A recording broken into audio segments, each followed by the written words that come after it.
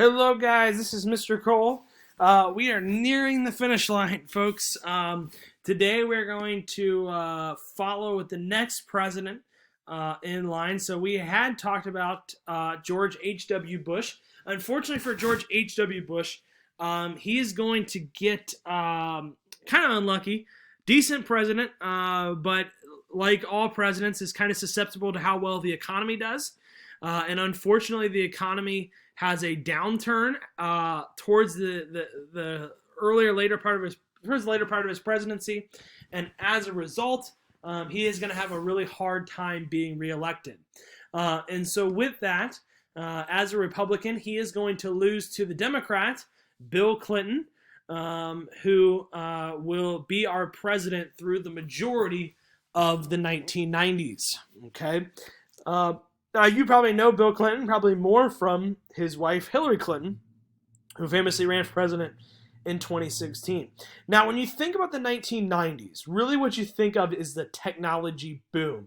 There was a massive economic boom that occurred under Bill Clinton's presidency, majority driven by the increase in technology and the internet. As global communications increase, computers, internets, phones, you see a world that becomes so much smaller. All of a sudden, I can, send an email to someone, and they get it in a second anywhere in the world. That is going to have a huge effect on the business world, right? I mean, before you'd have to worry about time zones and calling and this and that. Now things happen in an instant, and the economic world can move so much faster. And so what you start to see happen in the 1990s is you start to see the beginning of what we call multinational corporations. These are companies who have locations all around the world. No longer, used to be that everything that you bought was made in America. The clothing you bought was made in America. The car you bought was made in America. Everything was made in America. Well, now as the world is becoming smaller, as global transportation and global communication improves, it often becomes cheaper for products to be made in other countries and imported into the United States. For example, an iPhone, which iPhones were not around in the 1990s, but just want to show you this. So an iPhone that you buy in Tiffin, Ohio, okay, here's all the different spots it went from. It was designed in California. Its Wi-Fi chip came from California. Its touchscreen came from, it looks like, Iowa. The chip came from, it looks like, Germany. The processor came from South Korea. The camera came from, it looks like, Vietnam. And all of that is sent to China, where it's then applied in China and put together and then is shipped back to the United States, right? An incredible process. If you really think about how amazing that is, that can happen. And with this is the changing world. This is the new, what we call globalization. A global world, right? That we're no longer just set by our borders of our country, right? We are now part of a global society that all interacts with one another. Now, with this global economy, Bill Clinton and even George H.W. Bush and many presidents before them was encouraging this global economy. And most famously, the way that governments can encourage this is through creating what are called free trade deals. Okay? A free trade deal means that when a product is imported in your country, you do not tax it with what's called a tariff.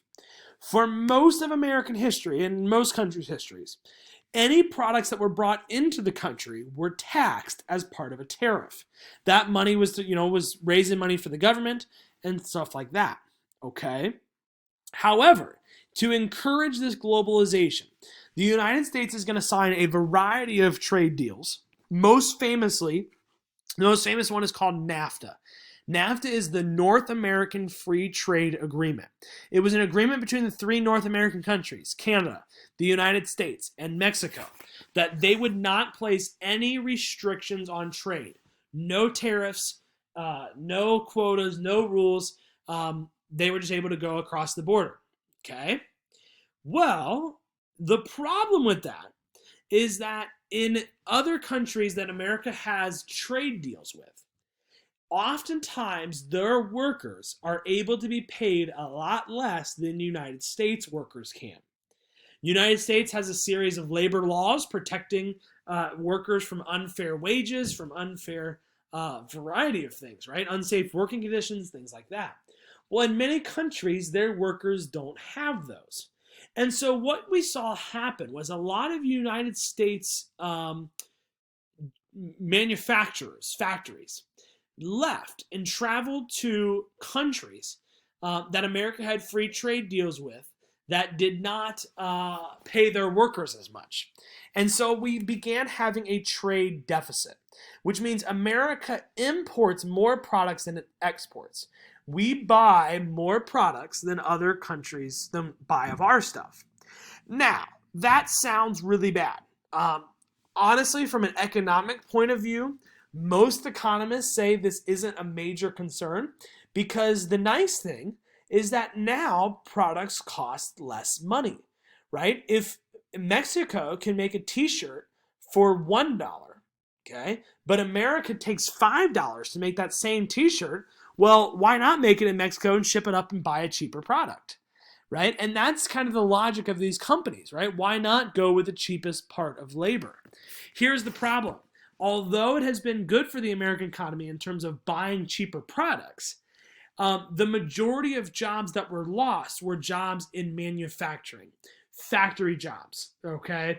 I guarantee you right now, if you look at any of the clothes in your house, I would be shocked if you have more than one or two clothing items that were made in the United States. I almost guarantee you right now, go and look and see what your shirt or whatever, I guarantee it was made in another country. Okay? I guarantee you that the majority of the stuff in your house that you have bought in your house was made in another country. And with that, this free trade has caused a lot of jobs to leave to other countries. And that has hit us here at Tiffin, right? We used to have a lot more factories that left as a result of these free trade agreements and globalization. Just to show you kind of the results of NAFTA. So here's the United States, okay? So let's look specifically at the United States and Mexico.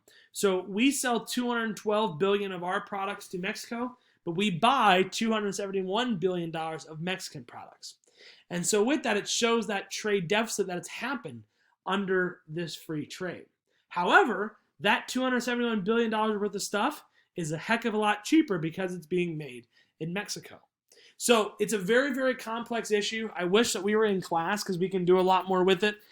But it's one of those issues that when you look at it, there's a lot of good and there's a lot of bad. And there's a lot of people that have been helped by NAFTA, and there's a lot of people that have been hurt by NAFTA. And so I have a little reading for you to do that kind of looks at some of the people that's been helped and some people that's been hurt. Alrighty, guys. Thanks. See ya.